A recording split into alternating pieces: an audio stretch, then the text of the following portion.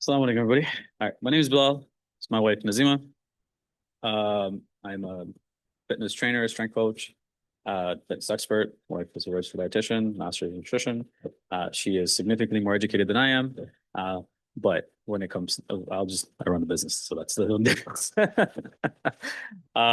So our goal here today, so we run a company called the Healthy Muslims. We've co-authored a book called The Healthy Ramadan Guide, and it's reached over 34 different countries. We had a book go all the way to Japan, which is really cool. Our goal with our company is to help, Muslims, men and women, even though there's only three men here today for some reason. Uh, and and that's good. I'm gonna do their Islah. So they're not here, so you can tell them I was doing their Islah through it. But that's important to show up to events like this, and not because we're speaking, we're nobodies, right? But because understanding the importance of the topic that we're talking about, right? When we talk about, oftentimes when it comes to our mentality, we almost segregate each one, right? So you have like mental health is different. Then we'll talk about fitness, nutrition separately, and then we'll talk about spirituality separately, not understanding that they're all one and we need to treat them accordingly. And that's one thing that's really, really important. And the reason why is because when we talk about in the importance of understanding how we're going to be more energized, how we're going to improve our focus, how we're going to feel stronger overall, that is going to come from both nutrition, fitness, but yes, of course, our spirituality. So Ramadan, what is the point, purpose of Ramadan, right? It's to help improve. So, Jazakallah. Yeah. It's to help improve sorry, it's to gain nearness to Allah, right? People ask, oh, why do you have to fast? Why do you have to do this? My understanding of it is because Allah says it, and that's good enough for me, right? So for me, for us, it's how do we maximize our time, right?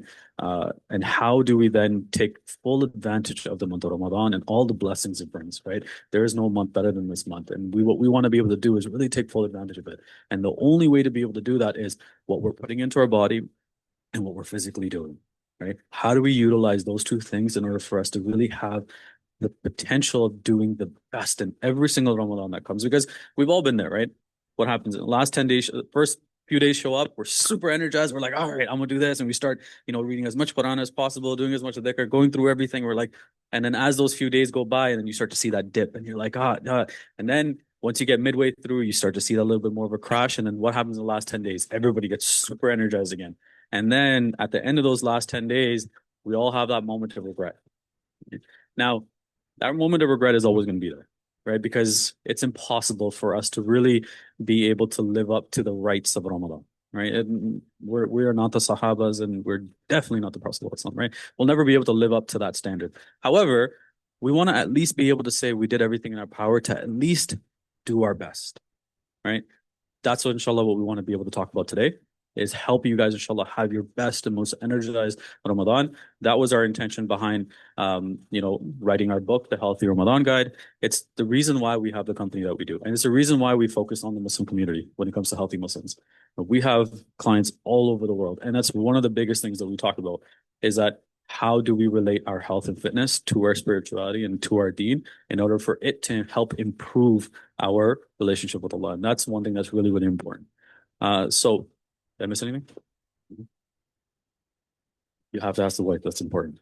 Just Bye.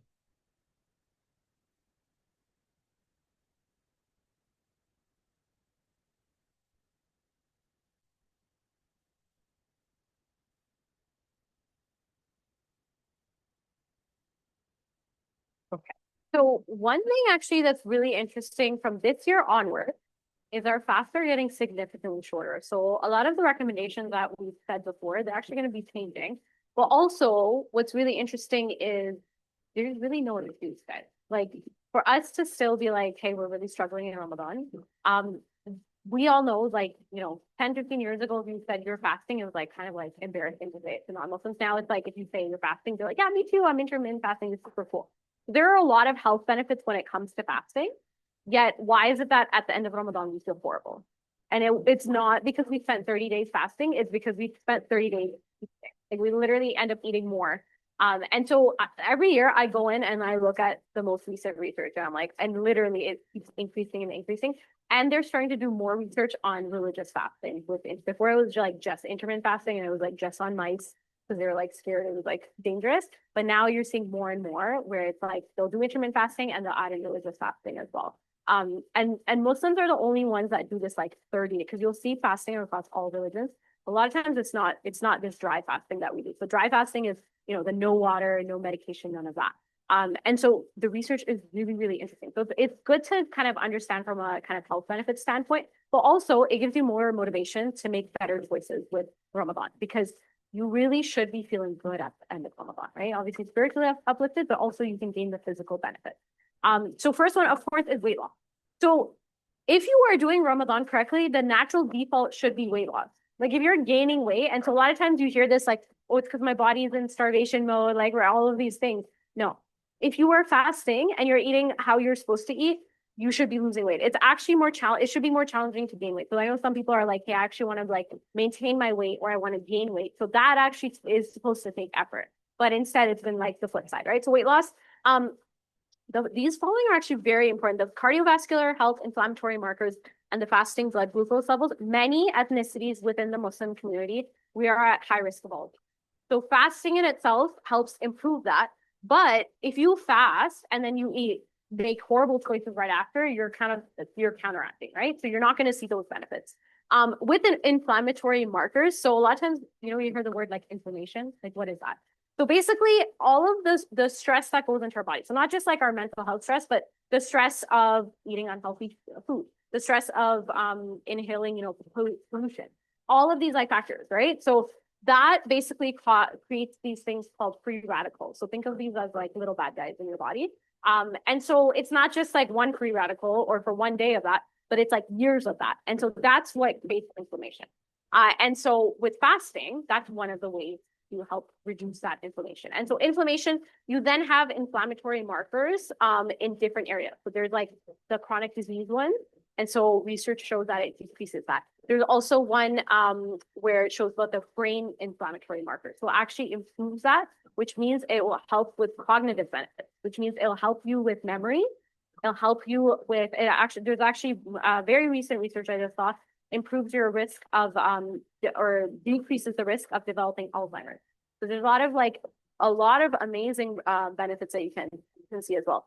The improved fasting blood glucose level. So what this means, where I say mixed studies, if you already have diabetes, so you may have a parent, grandparent, a lot of times it's like, oh, should we fast? And it's a challenging thing because it's like they've spent their whole life fasting. And so what do they generally do? They just don't book their doctor's appointments and they just like secretly fast. So going into Ramadan, if you have good blood sugar control, then you can go ahead and fast, right? And you can actually see these benefits of improved blood glucose control. However, if before Ramadan already you're seeing high blood sugar levels, you're on so much medication, you're not able to manage it well, then you can't just jump into fasting, right? Just because fasting is great doesn't mean that it's across the board, right? Even religiously, it's not to the extent where we should be harming ourselves. So that's something to keep in mind. And then, like I mentioned, the cognitive benefits. So what's next one? So what I want to share is kind of these guidelines on what we can do to start implementing to really start, you can go next slide, to really start benefiting from this fast, right? Right now, you guys are students. In the coming years, as you guys graduate, you're going to go into the workforce. We still need to be productive as students, as working members of the society, right? And so, like I said, the next 10 years, the fasts are going to be significantly easier. So there's really no excuse, and we can really make a really great routine. So suhoor, so let me ask, who wakes up for suhoor? Okay, and who's sleeping and okay, we are. All right. Generally, I find like it's usually been 50-50 from this year. I've had most people waking up for suhoor. So that's good. So number one is we definitely do want to wake up for suhoor. Of course, it is a sunnah. So that is reason enough. But also, if you are not waking up for suhoor, you are turning it into a 24-hour class. You're making it a more difficult fast than it needs to be. This is your last opportunity. I'm like making direct eye contact with you. This is your last opportunity to nourish yourself. And also this year and onwards, the suhoor time is not like in the middle of the night. It's not 2 to 3 a.m. It's around 5 a.m., 5:30. And so you can actually build a really good routine where it's like, hey, let me like get some good sleep and have that meal. Now, who eats like breakfast type foods at suhoor time? And then what about dinner type foods? Yeah, okay. So either or is fine as long as we get the right components, right? So some of the worst things you can eat at suhoor time is either a bowl of cereal or like a piece of toast, right? And you might say, oh, I don't eat the sugary cereal, it's just like the cornflakes. the plain stuff. But even that, it spikes your blood sugar. So let's understand what happens in our body, right? So when you eat something simple carbs, it spikes your blood sugar, but it comes down crashing just as fast, which is why by the time you get to like 8, 9, 10 a.m., you're starting your day, your energy is already, you feel like horrible. And you're like, what was the point of me even waking up for so I'm going to feel like bad anyway. So instead, it's making better choices. So next slide. Doesn't mean we're cutting out the carbs altogether. So first, you want to try and adjust that carb. So turn it into a whole grain carb. So white bread, switch it to whole grain. Instead of cereal, do things more like oat, barley. If you have your mom still making you like roti and stuff like that, try and do like the whole wheat atta, the whole wheat flour. Now, if you were to switch it to a healthy carb and just have that, that's still not enough. That's still going to spike your blood sugar levels.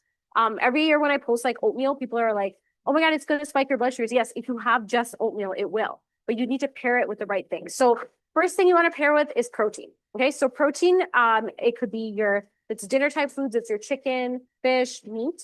If it's breakfast type foods, it's your Greek yogurt, your eggs, cottage cheese, right?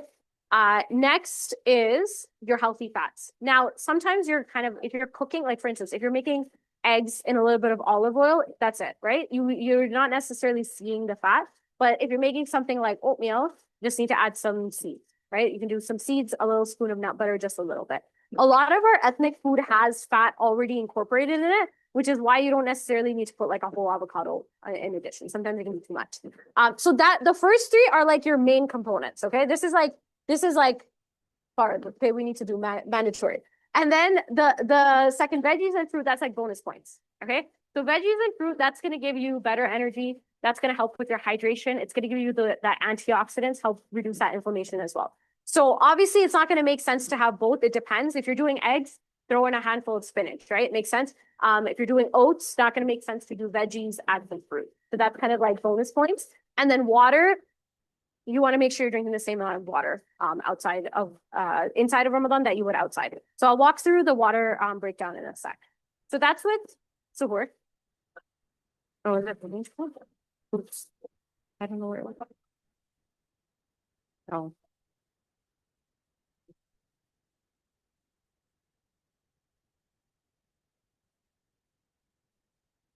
And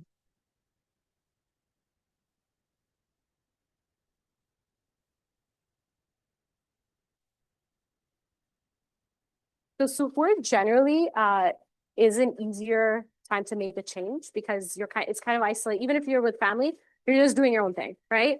Iftar is the one that's the more challenging one. But with suhoor, now find the thing that works well for you. So if you find a good suhoor that works, just eat the same thing every day, right?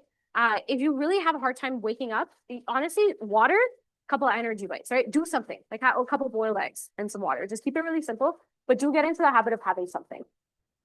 Next, so we'll move on to iftar. So iftar is obviously the most challenging one because you could be on campus, you could be with family, like regardless, a lot of times. And honestly, like if you have family making iftar for you, like take that is a huge blessing. Enjoy it while it lasts, right? Because then it goes away eventually. And then you're responsible for making your own iftar.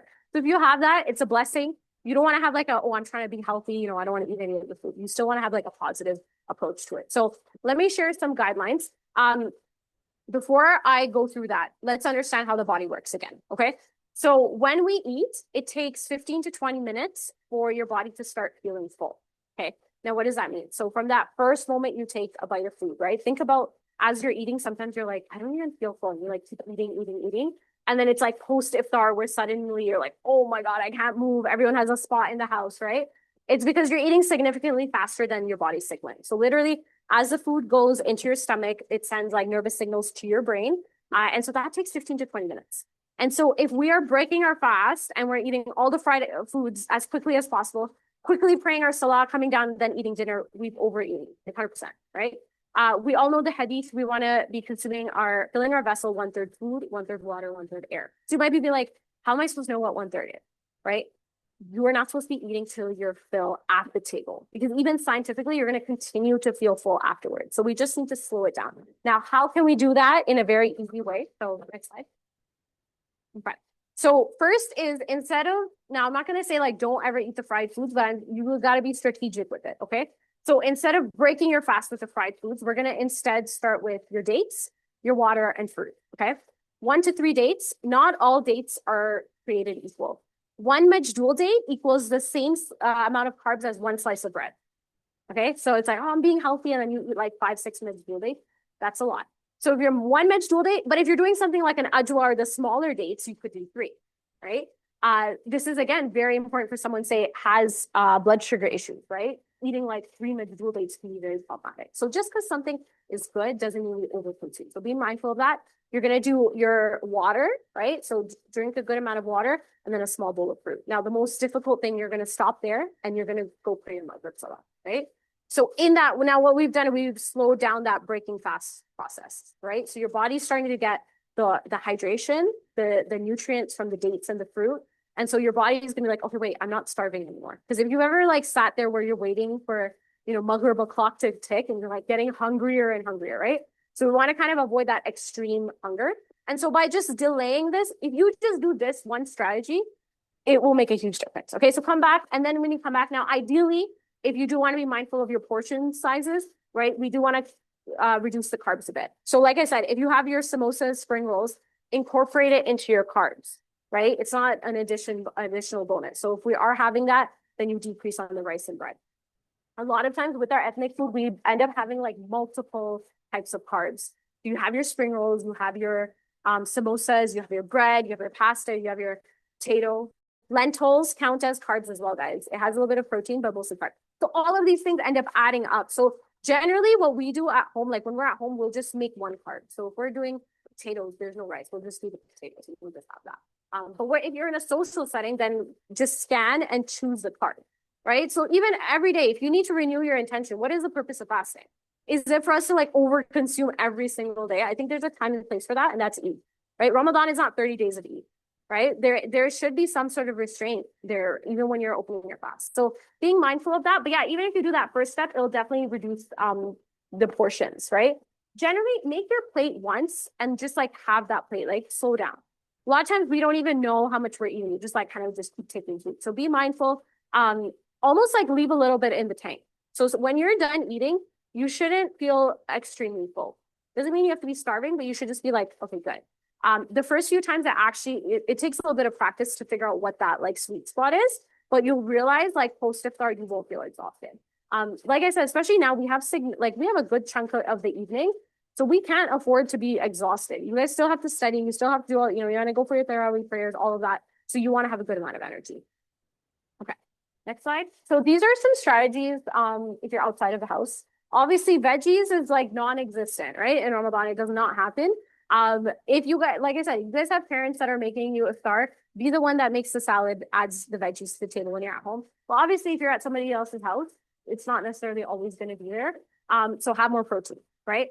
Next thing, there's no healthy carbs, right? So iftar time, like I said, suhoor time, you definitely want to do whole grain carbohydrates. But iftar time, if you're doing like white carbs, that's okay. Don't cut it out completely. You don't want to skip out carbs because you're trying to be healthy. You're going to have a headache. You're going to feel horrible. So the white carbs post iftar is completely okay. Just be mindful of your portion size.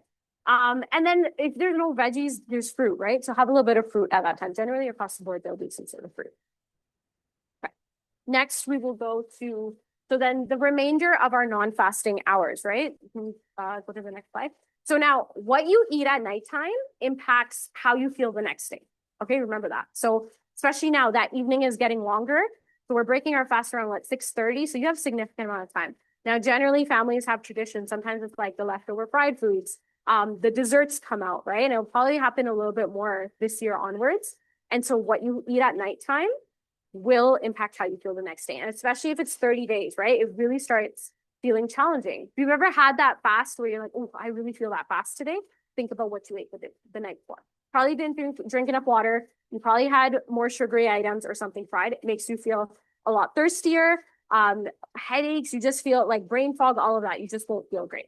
So instead, you don't necessarily need anything massive, just something small. It could be something as simple as like a protein shake, right? If you want to try and like come home and get to bed quickly, maybe just pack yourself a snack. So it could be some nuts and fruit. We've had some members where they want to like get to bed quickly. So it's like, okay, why don't you just pack your snack on it and then so you can have it on your way home, right? Hummus and veggies. And also you can like make it in line with your like family tradition. So for us, generally we like to have like something sweeter. So I'll make like biscotti but with almond flour, and like I'll reduce the sugar and we'll add any sugar, things like that.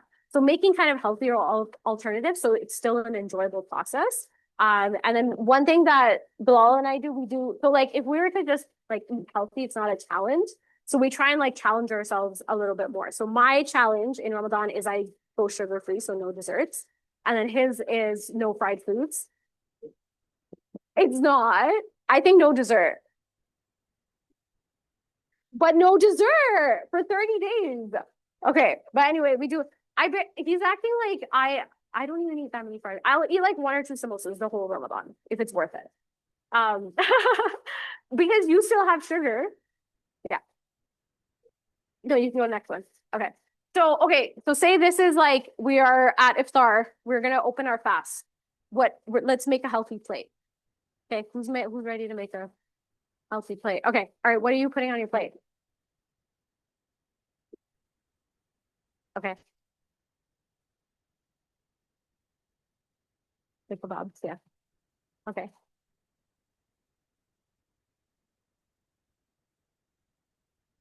Like bread-ish, and then there's like some pastry. There's like lentil soup. I think that's another salad there. Lentil soup. Okay. Okay. That's okay. Is she missing anything? Yeah. Is she missing or did she get everything? Yeah. What's your carbs? I'll go back. Which one was your carbs? Exactly, yeah. So that's because a lot of times we mentally think of lentils as protein. So 1 cup of lentil, not lentil soup, but lentils. So say if we were to cook lentils and 1 cup of rice, same amount of carbs, which is crazy. People don't realize that. The difference is the lentils have 10 grams of protein, rice does not. So that's where you get, oh, lentils are high in protein, but like it's paired with the carbs. So that's why you can still eat it. I just eat it as a carb. Don't eat it as a protein. For those that are vegetarian, it requires a lot of strategic planning because now you're like tripling your carbs. Yeah.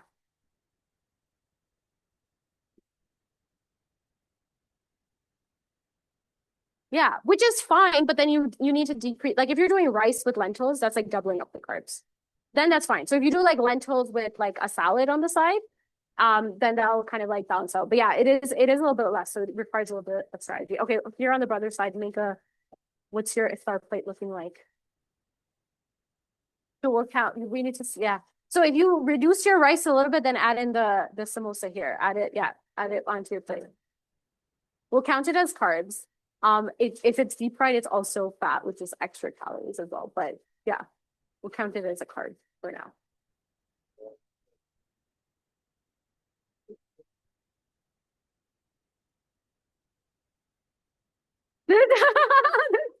Yeah, if you want to do a third, I'll let you do a third. But yeah, go half a plate. Yeah, no, it doesn't have to be high. It doesn't have to be like a mountain high. But we'll easily eat like 2 to 3 plates of rice. But then the second it's salad, it's always we have this one member and mashallah he's very disciplined. And so in his meal plan, I put 2 cups of veggies. So that's like almost more than half because I knew he was gonna try and negotiate and eat less. So that's why I basically put more. And I know he's been getting 1 cup, which is what I've been wanting to get. So that's why I'm like, if I tell you half, you're gonna do like a little bit less. So I'm like, at least you'll eat a little bit more. Um, we were at a hall on the weekend, and so obviously everybody's like taking. And so Bilal was literally walking with an empty plate because he just wanted butter chicken. So it was like that, but that's okay. It's like choose what you want. Yeah. Yeah. Honestly, like it's easy to just say it, but it's a muscle a mental muscle that you need to keep working on. One of the biggest like aha moments I had was like before I'd have this like almost like FOMO feeling, like the second you see food, you need to like have it all, like you need to try it all. But I think it was actually you because you're like, I just want the butter chicken. I'm like, wait, I realized like, yeah, I actually don't want all the food that I'm putting on my plate. So now I tell myself like I could eat everything that I want if I wanted to, but I'm choosing what I really want, right? So it's like more from an empowered position rather than, oh my God, I can't have this, right? Like when you tell yourself you can't, then you're going to want it even more. So it's more from an empowered position. A lot of times people are like, oh my God, take more, but we're like, no, we're like happy with our food, right? Sometimes, and so that's another thing too. You don't need to project it on other people. We never go into settings. People are always looking at our plate thinking we're looking at their, but we don't. We literally never look at other people's plate. Yeah.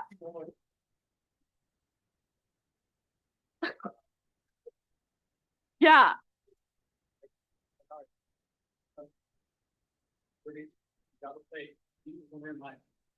Yeah. But I'm like, it's usually our treat meal.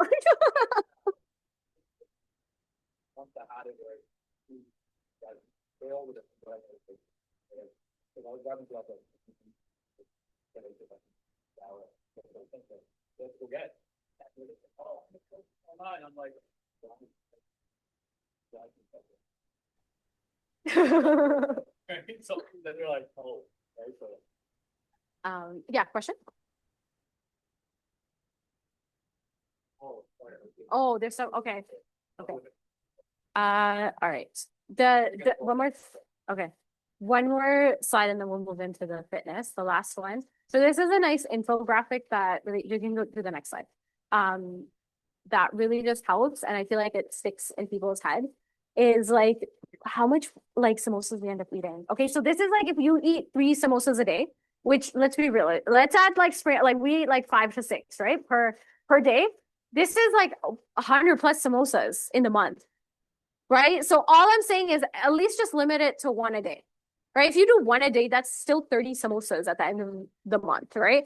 Any other time of year, if I come in, I'm like, hey guys, you guys can have 30 samosas this month. You're gonna be like, what? That's crazy. Like, what kind of nutritionist is saying that? But yeah, this is the reality, right? Your parents have probably bought the big vegetable oil jug and it gets finished in the 30 days. And then we say things like, oh, but I put the samosas on the paper towel. So like absorb. No, it's absorbing like 3%, right? The rest is all going in your body. So that oil is literally going into your body. So just be mindful. You don't have to like completely cut out fried foods or sugar if you don't want to, but think about what challenge you want to do this Ramadan. So it could be whether it's the one before you've had 300 samosas last Ramadan, maybe you can be like, hey, that it's not. It's literally not. Yeah.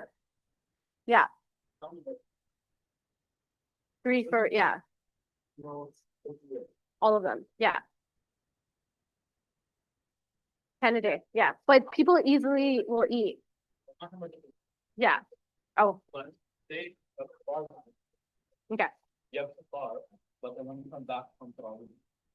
In the day. Yeah. It's Right? easily That's what 10. people forget. Yeah. And then on the way to school, if your parents or your mom's cooking, who doesn't see the stuff and starts packing food? Right? Because usually where moms do, they'll put the food stuff away, but sometimes they need to see their things. They're like, oh, you might smell the food poison or something. You're gonna be all hungry, you're gonna wake up in the morning, you're gonna have a little bit. Right? And that's one thing is like, so that's something to keep in mind. So it's not good. Like, people look at nothing. No way. Yeah. It does add up. Yeah. So a few strategies you can do one a day, or you can be like, hey, I'm going to at least save it for the weekends, right? So maybe on the weekdays, you're like, okay, I'm not going to have them. Maybe on the weekends, but be mindful, honestly. It's funny, like, I'm like people's like samosa diary. Like they literally message me on Instagram. They're like, I've only had like 3 samosas this Ramadan. And like, they'll tell me their number. I'm the samosa place. But yeah. But yeah, honestly, just be mindful. Like just because food's in front of you doesn't mean you need to like be like lose control, right? I saw this, it was like this random video that I came across. And she was like, within the Muslim community, we don't necessarily have like drugs, alcohol. Food becomes our vice, right? We use food as we celebrate with food, we grieve with food, we deal with our emotions with food. And so food becomes this thing that we lose control over, right? So going into Ramadan, what is the essence of Ramadan? And being just more mindful of what you put on your plate makes a big difference. So once you kind of, inshallah, start having nutrition in place, then you can add in fitness, which the fun part. Great. Yeah, we'll do Q&A at the end. Yeah, we'll do Q&A. You guys can ask questions as we go, but we usually always just do Q&A. So by the way, the brother was telling me 4:15. We'll break for Salah and then put up.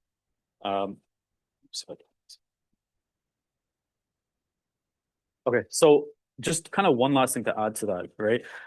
So she mentioned my challenge that I do is no fried food, right?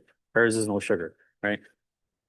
We're not doing honestly, it's not for health reasons, right? I'm not worried about being healthy. That alhamdulillah, like I'm not saying this in an arrogant way in any capacity, but we know the work we've put in. Alhamdulillah, we're at that point that we're healthy, right? The goal is nuts, right? Is to be able to say no to something that is halal. Think about it. Can we eat during the when the sun is up in Ramadan? No, right? As long as you're healthy and you're able to fast, et cetera, right? You following all the regulations, right? No, you can't, right? Any one of us in here, we can't. Sun goes down, everything is now that is halal to us. And yet we're still saying no. That in that moment, there is a battle with the nafs that is the hardest thing. And so this kind of, it's kind of hard to explain, but when you think about the challenges that we have here in the West, we're very privileged, right?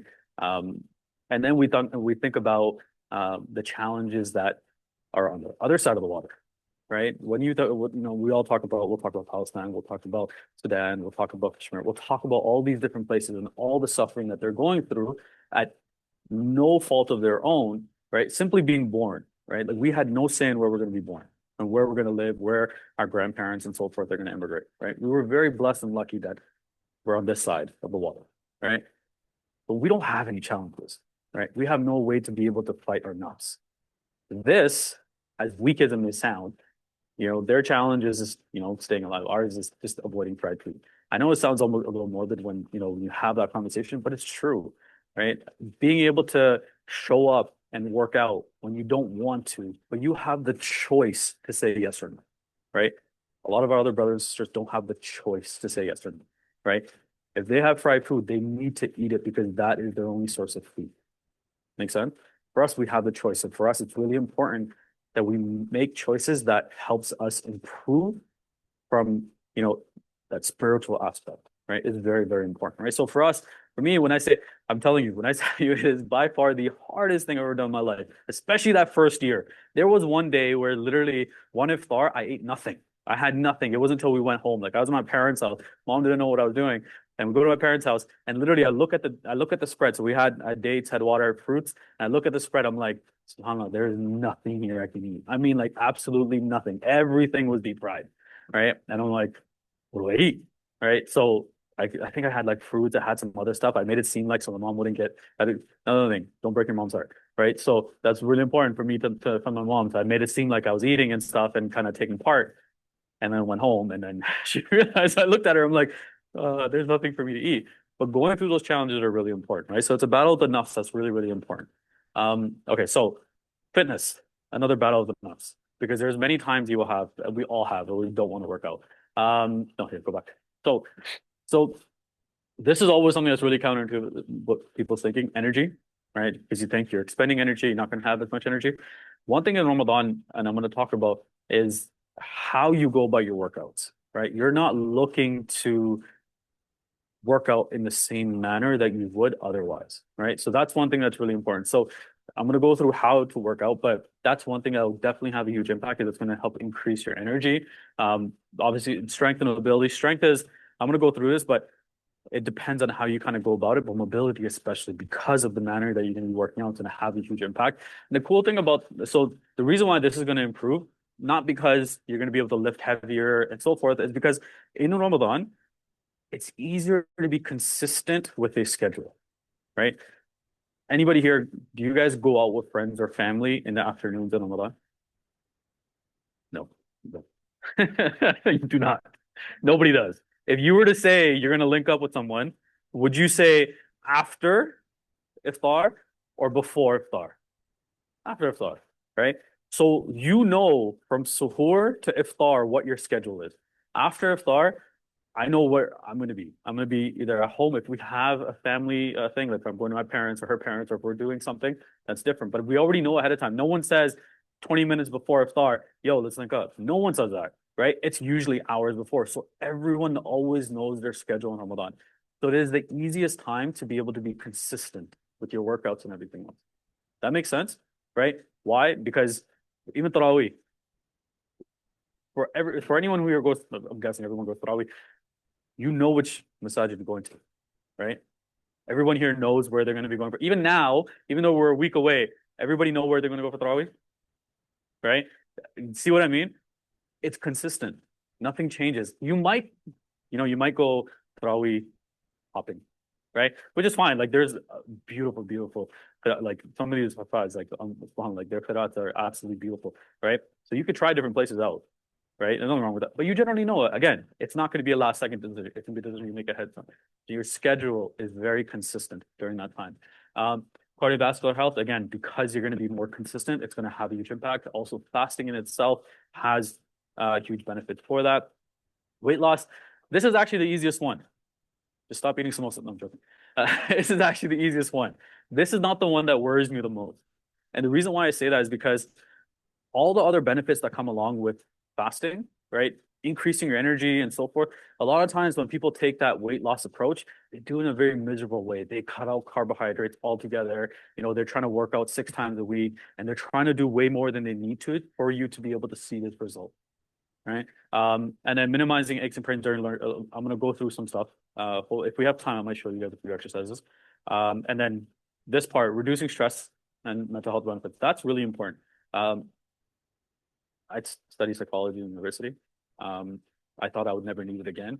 I became a trainer and I have a bunch of clients all over the world, and I realized psychology is the most important thing now, more than fitness is when it comes to coaching. But the one thing, if you look at all the research, right, nothing supersedes physical activity when it comes to reducing stress, right? So if you want to talk about, especially in Ramadan, again, you want mental clarity, you want to be able to focus, you want to help improve your memory, right? Physical activity, right? That's going to have a huge impact. All right. So, here, next slide. So how to stay active during Ramadan. All right. So I was actually going to ask a question, but yeah, you had already saw it. Yeah. I'm not like the regular teacher, don't. you yeah.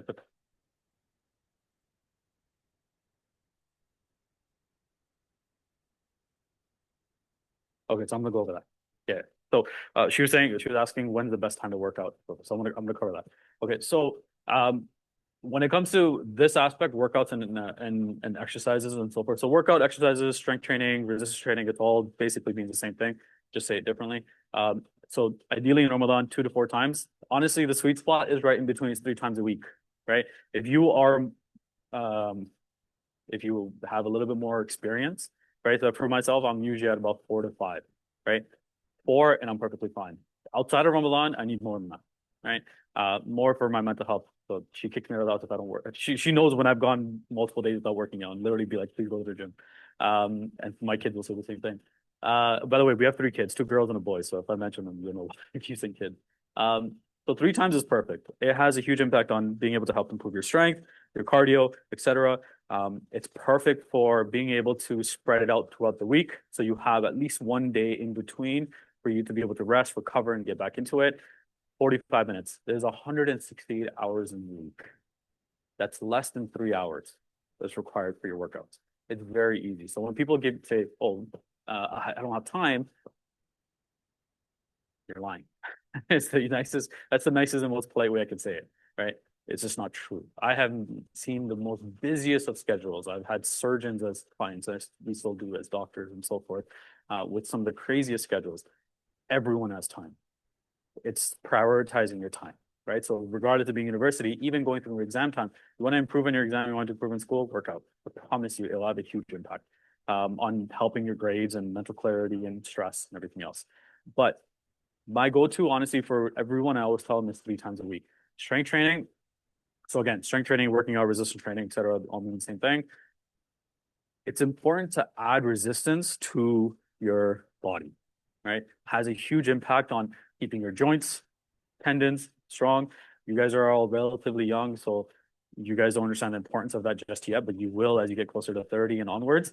But muscle preserving. So the 2 ways to be able to preserve and or build muscle is strength training and protein intake. So making sure, like she was covering up, my wife was covering up nutrition, making sure you get your protein intake, and then resistance, adding some form of resistance, right? So whether it's barbell, dumbbell, kettlebell, body weight, etc., adding some form of resistance has a significant impact on helping you preserve and or build muscle. That's something that's really, really important. You can't have one or the other. You know, you guys have heard this. Here, answer the question. What's more important? Or what's the point? If I said 100%, what's more important? What percentage would you put nutrition? What percentage would you put fitness? 75 and 25, okay. Okay, where does that come from? Yes.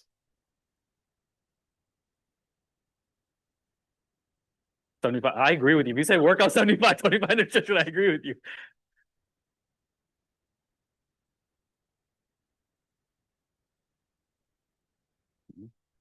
Yeah, 100%.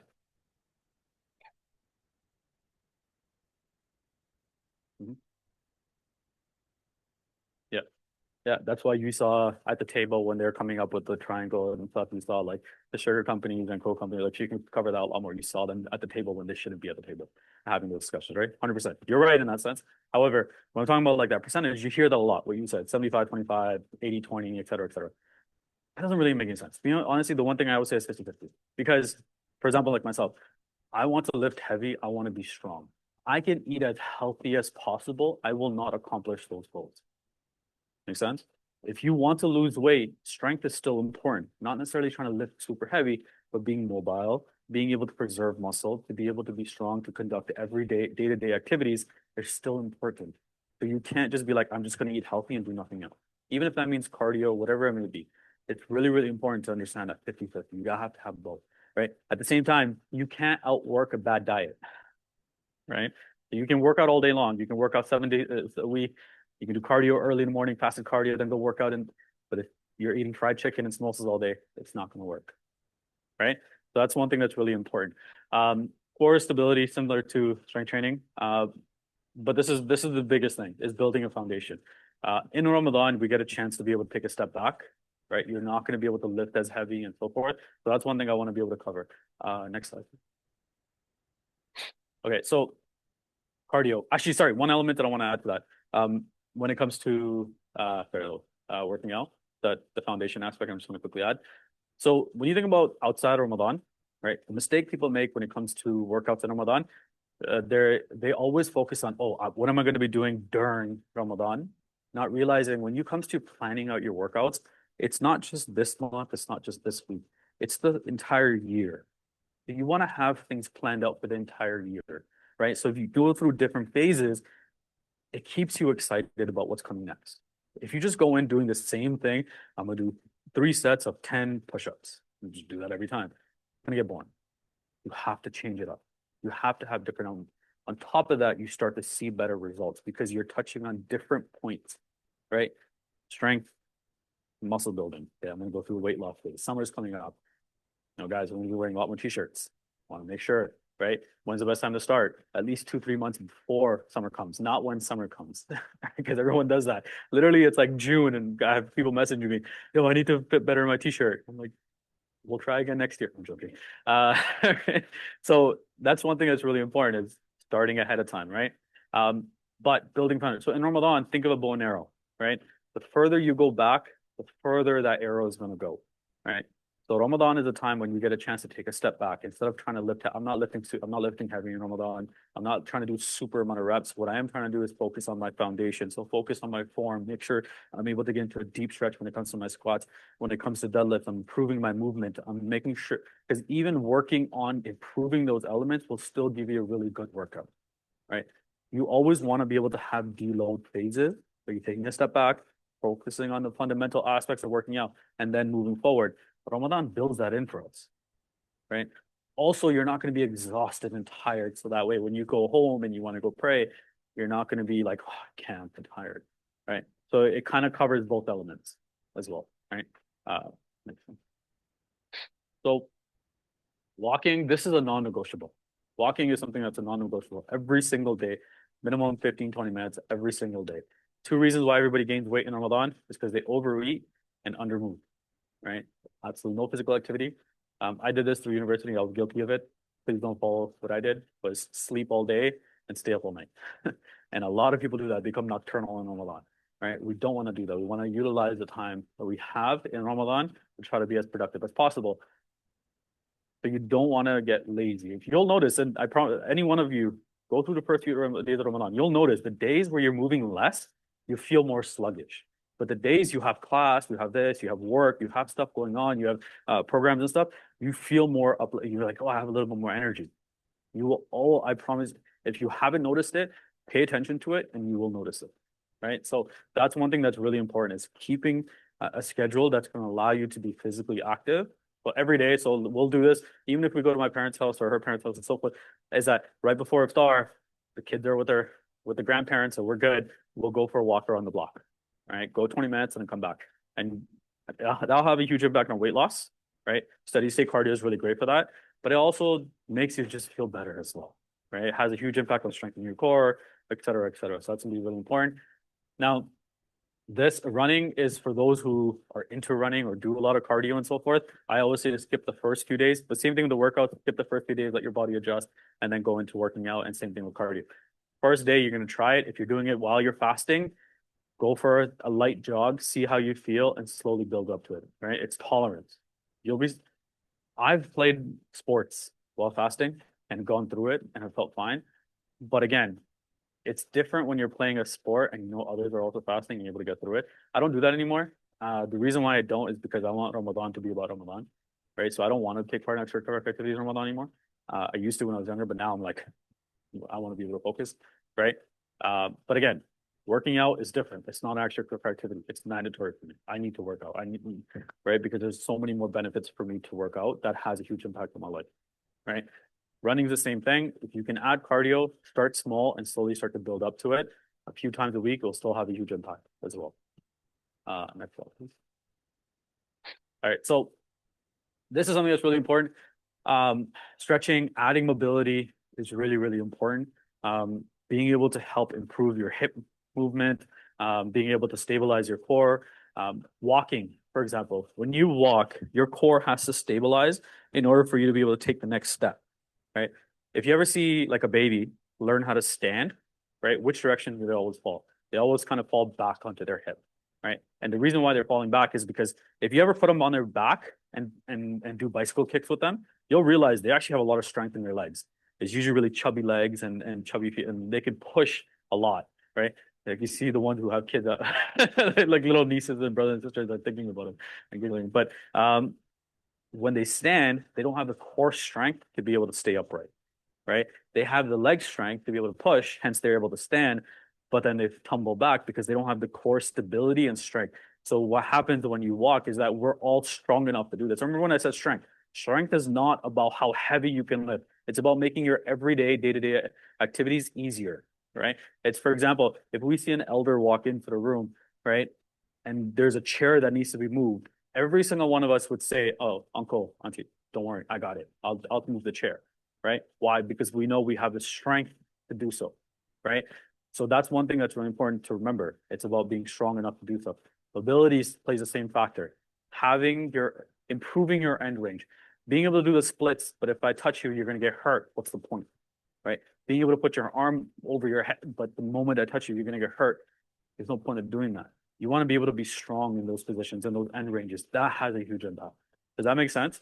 Right. So same thing with mobility. In our book, but even online, I'll post a bunch of stuff as well. So if you follow us, I'll share a bunch of stuff that you guys can do during Ramadan and so forth as well. I know we got a break. What's the next slide? Work time? Okay. So I'll just do this and then we'll do Q&A after thing. All right. All right. So when it comes to workout timings, so every Ramadan changes, right? Because as we get closer to, as Ramadan now is in the winter time, for those of you guys remember how the summer was, it was very different. Actually, during the summer months, when Ramadan, I was working out at like 1 p.m. I was working out like midday, right after the Dhuhr Salah, I would go work out. Felt amazing. Gave me a huge boost of energy. Everyone thought I was crazy at the gym, but I was like, I'm good, right? Felt amazing. But now our kids are older, right? Schedule's a bit more tougher. Got to drop them to school, pick them up, and so forth. Now it's going to be, for me, it's going to be right before iftar. That's a great time, right? Because you're going to have food and water available to you. The one thing I always tell people is like you have mid-afternoon, you have right before iftar, and then you have after iftar. So that means all the way up until suhoor. you have to pick a time that's going to be consistent for you. That's the theme of everything is consistency. Can you be consistent on being able to be sticking with it? If that time before iftar doesn't work for you, right, then you have to make sure you're picking a time a little bit before that. I'm not a big fan of working out after iftar. I'll do it time to time, but and the reason why is because after iftar, you're like, sorry, when you work out, your central nervous system's firing. Yes, you have food and water available to you. You're gonna end up lifting a little bit heavier. You're gonna be able to push yourself a little bit more. You're all fired up and like ready to go, but then you gotta go to sleep.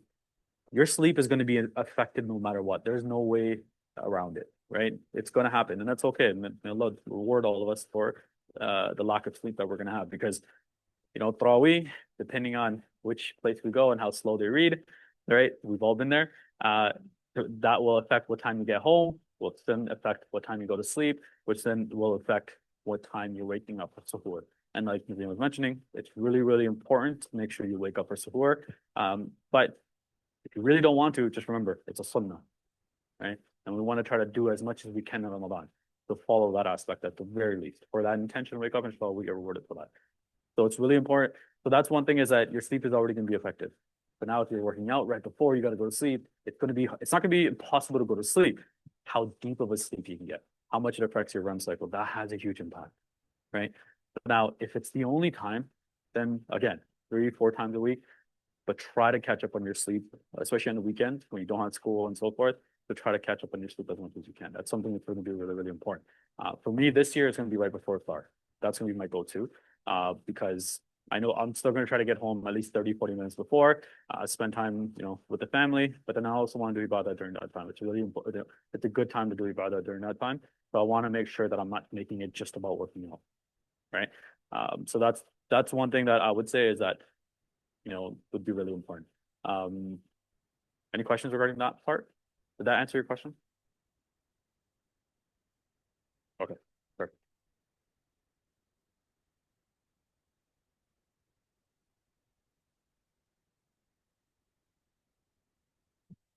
So I have one client who's an eye surgeon, um, who works out right after suhoor, but he works out throughout. So he told me, so he asked me like, hey, I want to work out right after suhoor, and I'm like, I don't recommend it, and I'm like, just make sure you're not going into surgery before you're working out, because the last thing you want to do is shake your hand when you're going into someone's eye. It's one thing to mess up an ACL, it's another thing to mess up, someone's eye. And so obviously I was joking, but he tried it and he felt great, right? But he has a history of doing that throughout the year. That is the time he works out throughout the year, right? You don't want to start your day where you're like, okay, and a lot of people do that. They'll get super motivated and they'll try to do something that will then impact your fast. You don't want to do that because your fast comes before everything else. That is significantly more important, right? Throw everything else out the window. You got to make sure you preserve your fast, right? Now you want to use this to enhance your fast, right? So if you don't have a history of working out right after suhoor, then I wouldn't recommend it, right? You're also going to end up digesting the food a lot faster than you, which will make you feel hungry faster as well. But again, for him it works, but he has a history of doing so. He also doesn't, he's also only has 2 meals in a day anyway throughout the year. So again, another reason why it works, right? So that's one thing. You just want to make sure you're getting used to it. You're doing it at a time that would be realistic to you, right? And you could try different times. Take the first week, try different times, see what works, and then go from there. And then try to pick one and then stick with that one, right? And then write it down. Next year, Ramadan. All right, what worked for me? Oh, that worked for me. All right, you start to build a system on what works for you, and you're able to be consistent on that. Okay. All right. So we'll take questions after we pray Salah. All right. So this is our book, The Healthy Ramadan Guide. You can get it online. TheHealthyMuslims.com will kind of link you to it, or you can look it up online, the Healthy Ramadan Guide. It'll pop up as well. And then you can follow us on social media, Nutrition by Naz, Stronger with Bilal for myself. I spell it BE because I spell it correctly. I don't not spell it BI. And we have our show coming up. That's true. So we had partnered with, I don't know if you guys have heard of Let the Quran Speak. So they started a separate company called the Muslim Media Hub. Their goal is to partner up with different organizations and so forth to try to create more content when it comes to media. We've all seen a lot of the stuff that takes place in society and how much they like to change the narrative. And so, it's important for us to create our own. And in that process, we want to make sure that we're filling the gap with the nutrition and fitness aspect of stuff. So you don't have to look outside of it, and we can look within our own community to fill that gap. And so we started a show called the Healthy Muslim Show, and we are going to be starting off. Actually, today was our first release of the first episode. So on YouTube, you guys can go in, subscribe, like, comment. That's how it goes, right? That's the first time I said that. It sounds weird. Uh, but yeah, so it's called the Healthy Muslim Show under Muslim Media Hub. So if you look at Muslim Media Hub, you'll see inshallah pop up from there. Yeah.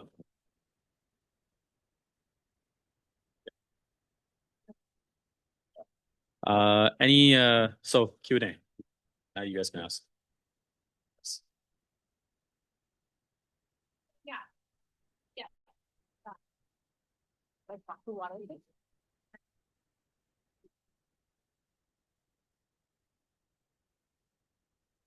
Yeah, so 2 liters, there's an infographic we shared on our Instagram. So 2 liters is like very easy to do in Ramadan. So if you do 2 liters at suhoor, it's 500 to 750 milliliters. So from tomorrow, start when you wake up for Fajr, literally keep the water bottle beside you and start sipping. The problem is people start making changes first day of Ramadan. So we should start preparing ahead of time. So when you wake up for Fajr, just start sipping. And by the time you get to first day of Ramadan, you will naturally feel thirsty, because the biggest challenge is like you don't feel thirsty and you're like, how am I supposed to drink and eat and do all of these things? So just start from tomorrow, inshallah, and you'll naturally find yourself. And so what I do is, as soon as I wake up, I'll start sipping on the water. I'm usually like taking out suhoor, prepping suhoor for everybody. By the time I sit down to eat suhoor, I've already drank most of my water. So it's not like this overwhelming of, oh my gosh, just sit there, finish all this, finish the food, finish the water. No, it doesn't even feel like that. So that's suhoor time. Then when you break your fast, do 500 milliliters. Now here, you don't want to overdo it. Don't do anything more than, so just a big glass would be 500 milliliters. When you go pray your maghrib, when you sit down to eat dinner, don't focus on water. So only if you need sips. But once again, you're going to feel bloated if you're like trying to eat food and drink too much water. So at that time, don't focus on water. Then an hour later, up until bedtime, you catch up on the remainder. So if you did 500 plus 500, that's just a liter. If you did 750 at suhoor time, then you only need to do a remainder 750 because you did 500 at iftar time. So if you do it that way, it's pretty doable. Take your water bottle with you to the masjid in the evening. But it's honestly really doable to do. I think that's really important. If you take in, say, 750 at iftar time, right, besides the bloated and fullness, you're going to end up having to use the washroom at Tarawih, and no one wants to miss because you have to run. So that's one thing that's really important, is make sure 500 is a good number, and then keep a bottle with you, and then you continue to keep sipping. That by the end of Tarawih, then you'll have to go and you'll be fine, right? But if you drink a ton right before, then and another thing is adjusting your body. You start doing it now, right? Because you'll have an impact on your body starts to adjust and starts to get used to you doing that as well. I'm sure everyone has seen like the messaging, you need electrolytes for the water to absorb. Nice. Okay. First of all, we're not in these like very long summer fasts. Maybe there's a time and place for that. We're in winter fast. And also, what are electrolytes? Sodium, potassium. You're getting potassium from your dates. Sodium is definitely across the board with the food. So you can actually just make this recommendation that everyone should be consuming electrolytes, as it actually could be dangerous. So be mindful of that. Across the board, I'd say we don't need electrolytes unless you're like a high level athlete and going through Ramadan. That's honest, like regular working out person, you really don't need electrolytes. So a lot of people say, oh, what's the point of me drinking water? I have to go to the washroom again. No, that's the normal functioning body. You're supposed to be using the washroom multiple times in a day. And so that's a good sign that you're hydrated, right? Throughout Ramadan, you should be using the washroom regularly as well. Whatever it was, it's like, oh, you're gonna pee it out. I'm like, what else are you supposed to do with it? Like, that's how the body functions. Like, you drink, you eat, and then you go to the washroom. And it's just like, but that's the thing. So that's actually, on a side note, 99% of the stuff that you guys hear on social media, you have to really take it with a grain of salt, sometimes with a brick of salt. And because you just look, and you're seeing this happen now, even Islamically. You have individuals that are just giving their fatwas on what is halal and haram and so forth, and it's just like mind numbing. And we speak to our teachers, and they're imagine the stress they're going through. So like now convert that to fitness nutrition. We face that every single day. Like I have people telling us all, like telling me all the time, oh, I saw this guy doing form and this and that. And I'm like I see that a million times more than the average person, because having the eye of an expert, it changes things even more. right? So the one thing is really important when you guys are on social media. It's really, really important. Understanding who the person is, what's their background, what have they done, who they work with, have they seen results? Not for themselves. It's easy to get your results for yourself, right? So like you'll see people oftentimes will be like, "Oh, that person's in shape. I'll just go ask them what they did." That might have worked for them, but that does not mean it becomes a general consensus, right? And that there's a huge, huge difference in that, right? So what works for one person doesn't mean it's going to work across the board. So it's really, really important that when we see stuff online, take it for yourself. And if you guys want to ask a question, just DM us. Any one of us, right? The woman message her, the men message me. Um, that's really important. Is making sure that you can like that's our goal ultimately is to be able to help Muslims, right? So anytime you guys come across anything, right, just ask us because we won't just give you an answer right off the bat. We might not know, but we'll say we don't know. And that unfortunately is something that we need to work on more as a society across the board, is just being okay with not knowing the answer. That's okay. We're not going to be experts on everything. Even when you're experts, you're not going to know either, right? So that's one thing that's really important.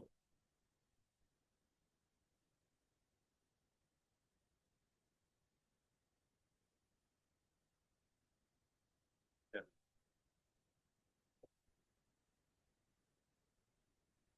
So are you doing that right now? Why do you want to do it? He was asking about 2 meals a day. But why do you want to do 2 meals a day? No, well, that's what I'm curious to know why you want to do 2 meals a day.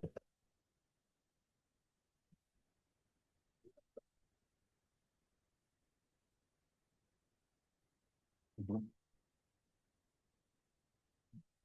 Yeah, 100%. One Sahaba could take us all on in a heartbeat, 100%. Okay, so it's a very good question that you asked because that was something that I pondered for a longest time. It's like, as much protein as I'm getting, meat and so forth, Sahabas and the Prophet definitely didn't have that much, and what we have access to, and so forth. We, when it comes to nutrition, and even when it comes to activity, it's very difficult for us to mimic what they did because the times are very different when it comes to nutrition, right? You think about the quality of their nutrition, right? There was no such like everything was the purest of the purest, from dates to everything they had, right? So there's no way for us to even analyze scientifically the level of nutrition that they might have had in the stuff that they had, right? But then there's also a level of tawakkul that we'll never be able to achieve, right? There's also so many different elements to it, right? That's one thing. It's kind of hard for me to necessarily give you an answer directly with them, just because it was a very different time than what we face today, right?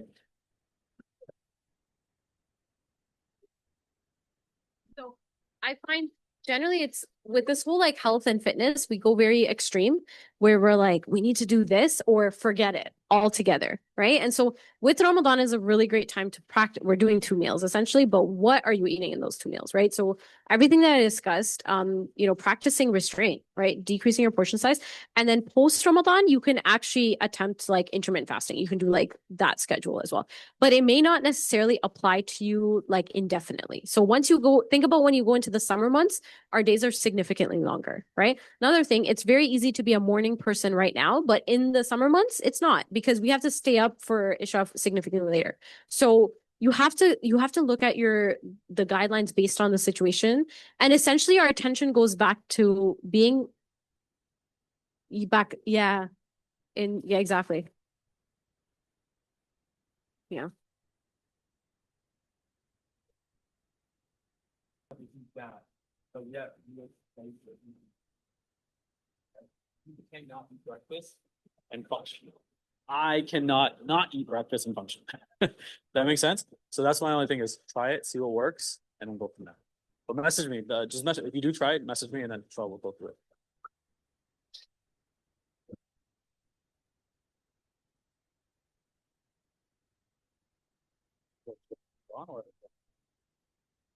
In Ramadan? Okay, so the question was fitness for women and how that differs. So the piece about like eating if you need to eat or doing like a fasted workout. So yes, there's more research. Before it was like, oh, you need to do fasted workout. So there's more research coming out. But more than research, I see it across the board with women that come to me is they will come to me and they'll be like, I fast, I intermittent fast and I work out but I'm feeling horrible and I'm like not seeing the goals. And so generally I do add in like something before and they see better results as well. So yes, women and men, there are differences. The research is very new on this. So it's coming, but I see it like just anecdotally when I'm working with women that they don't necessarily do well on a fasted workout. With Ramadan, once again, it's pretty easy to pair it where you can have food available to. However, you can decrease the intensity. So I still do strength training, and I actually do midday workouts as well because it works out well. But I just decrease it so that I'm not like super thirsty. But I also like I'm eating enough before and after, so you don't have to like. It doesn't necessarily mean you need to eat right away. But I'm also a little bit more advanced, so I have that ability. So you could do like pre-iftar. Another option, and this is for just people that are kind of opening their fast on their own. So we have one member that she is going to be opening her fast on her own. So she was like, I'm just going to eat like open my fast workout and then have my like actual dinner. So that's one option as well. So just figuring it out. And then also like weekends, right? Because you guys are students, maybe like you do more of your workouts on the weekends and you can kind of adjust. But yeah, with women, strength training is just as important. It can be challenging because you're trying to find the spaces to work out. So I don't feel comfortable going into the gym. So I work out from home, but I have all the weights, right? So I have the weights and I'm able to do it. And so strength training is just as important for women, if not more. And so don't just do the cardio, the hit, right? A lot of times it's like, oh, let's just do that. And then the weights. No, women need to work out and do the strength training.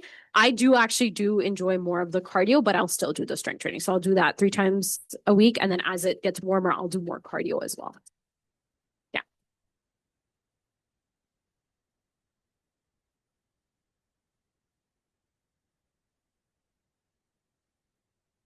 Yeah. So how can you you're trying to gain weight, right? You have a calorie surplus. Well, yeah, there's enough time. So where you can add like an extra scoop of protein, add in your healthy fats, iftar time as well.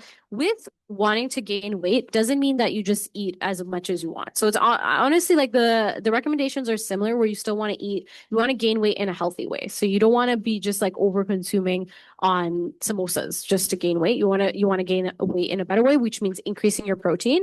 Um, yeah, exactly. And then post iftar, I would definitely recommend adding in a smoothie. So protein shake, full smoothie will help you get those extra calories in as well. Go back to what you were asking about. It does change, right? Because even throughout the month, you're going to do changes. But the one element to remember is that that's why it kind of we was talking about before nutrition with 2 meals a day is start now, right? Get used to it. Your body adjusts and adapts, and then you will start to learn what works, right? So, for example, like I've seen her go through her changes when it comes to before kids, how she was working out timings now, but then also scheduling makes a difference as well, right? It's a lot easier for me, yeah, because I'm gonna go working and then I'm gonna be able to go to the gym.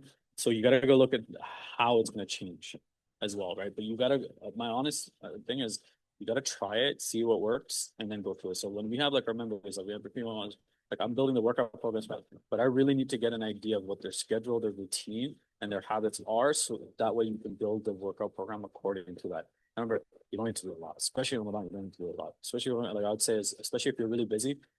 Start with 3 times a week, but start at least a week or two. But now, start today. Be a perfect example. Get your body used to it, and then you'll start to notice a difference on how you're able to then adjust according to how you feel, right? And see how your body's recovering. So if you're gonna take notes, right, seeing how you're recovering, right, seeing how you feel the next day is really important. If you're feeling absolutely drained, like that day you might feel great, but then the way you woke up in the morning and you'd be like, I might feel drained, right? And so have an idea of what's going on as well. So I'm like, okay, I can do it, but obviously something have to prep before. Just wait. Let me ask here. Wait, you said less sets, less reps, and less weight? Okay. Oh, so okay, I get what you mean. So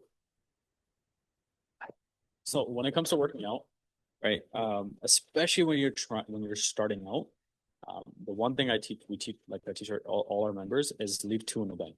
And what that means is, say the goal is to hit 12 reps, right?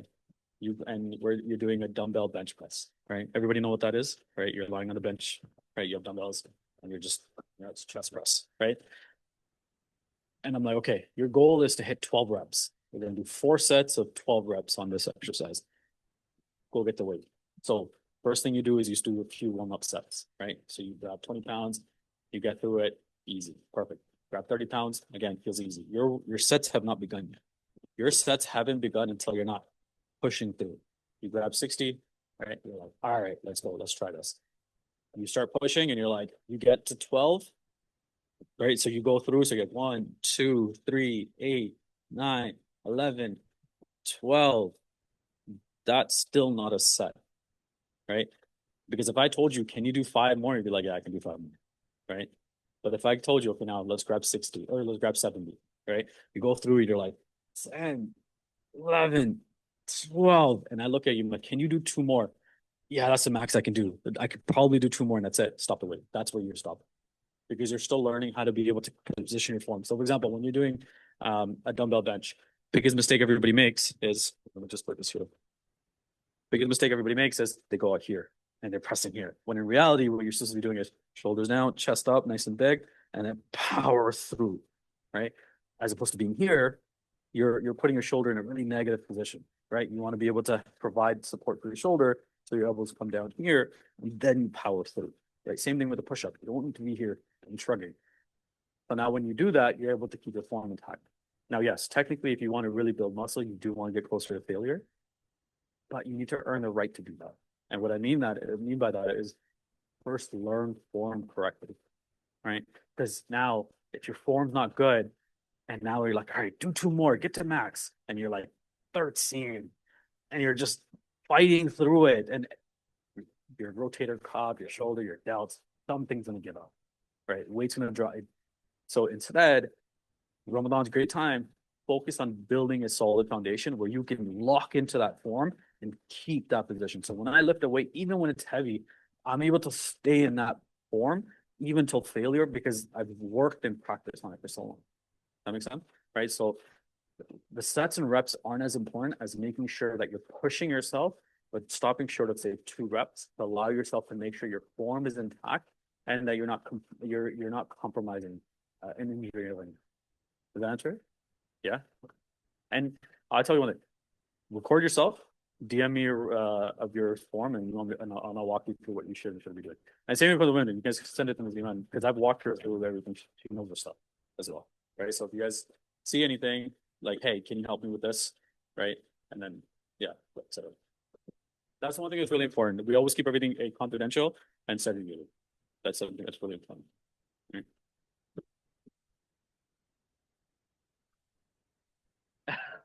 Oh, you should write it down.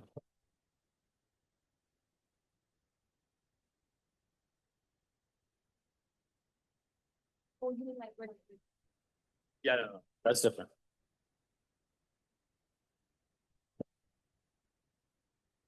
Before, well, it depends.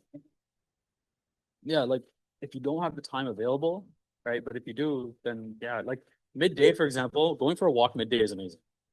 Honestly, my honest suggestion is um read the horror, take a nap, 20 minutes, set a timer, wake up, go for a walk, right? Like immediately get up. Don't sit there on your phone. Immediately get up, go for a 20-minute walk and watch the difference in energy like you will because you woke up from the nap, so you have a little bit more energy, and then you're going for a walk, you're gonna come back, you're gonna feel so much more refreshed and feel a lot better. And you're gonna have a huge impact throughout the day. So that's one routine, or you can do it right before it's off. You're gonna notice one thing. If you do it midday, you'll have more energy as opposed to when you do it at the time, you're gonna notice a little bit drop in energy. Because again, you're getting further away from when food is available or food is in your system. Right. So that has an impact as well. Right. If you eat, you work out 2 hours later, 3 hours later, you're fine. But if you work out 6 hours later, a little bit different. Right.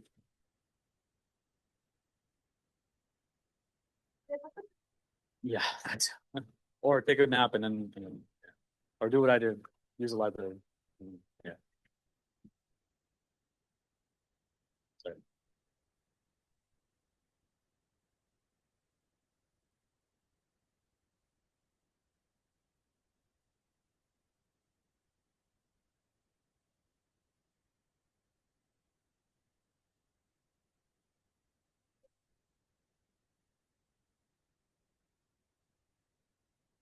workout in my room?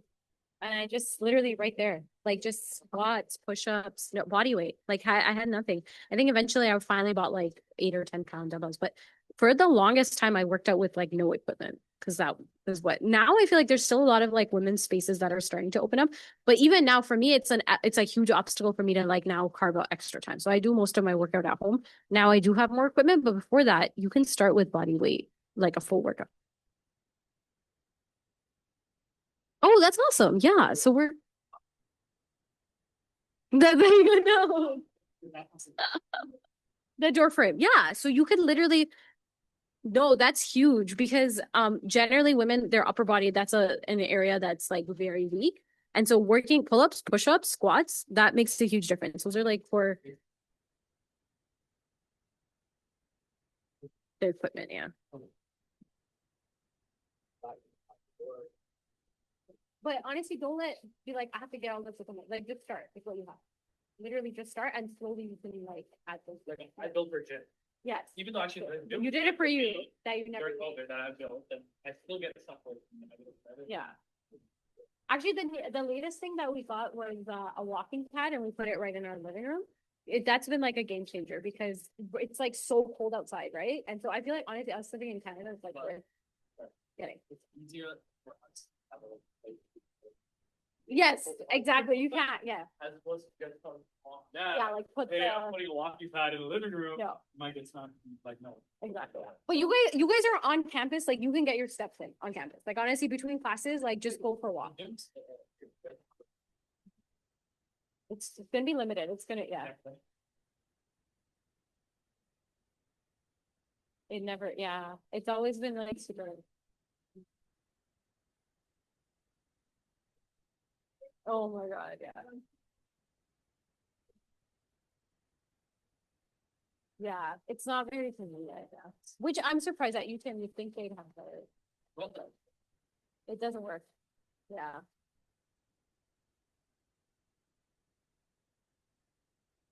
Which is, yeah, that's, oh yeah, for sure. That's a great option. That's like a full body workout. But I probably don't do it in Ramadan though.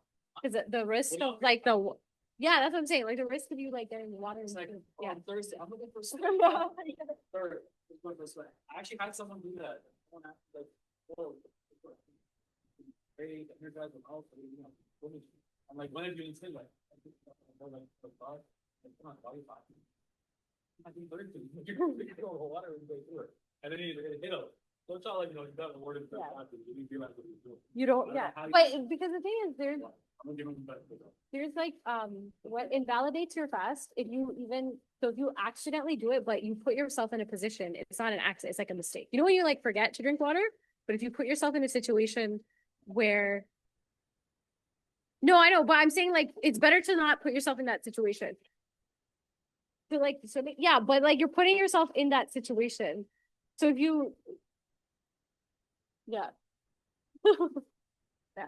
Should we wrap up? I think we're any other questions? Yeah.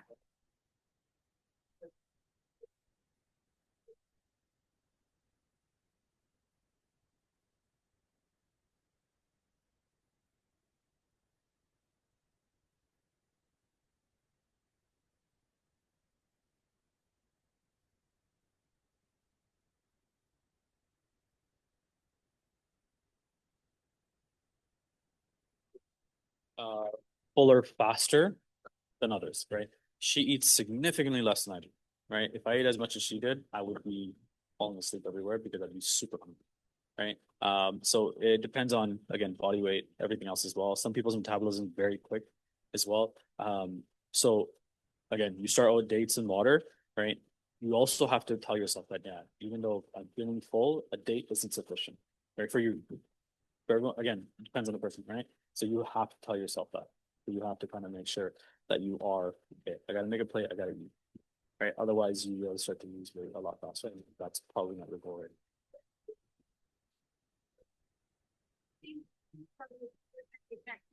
So even if you eat the like half a portion of suhoor the first few days, you'll slowly build an appetite. So same if you're struggling at iftar time, just eat as much as you can and you'll slowly build an appetite. With this Ramadan, have a post iftar snack scheduled. So if we're eating like 6:30, maybe 8:30 you have another scheduled snack, right?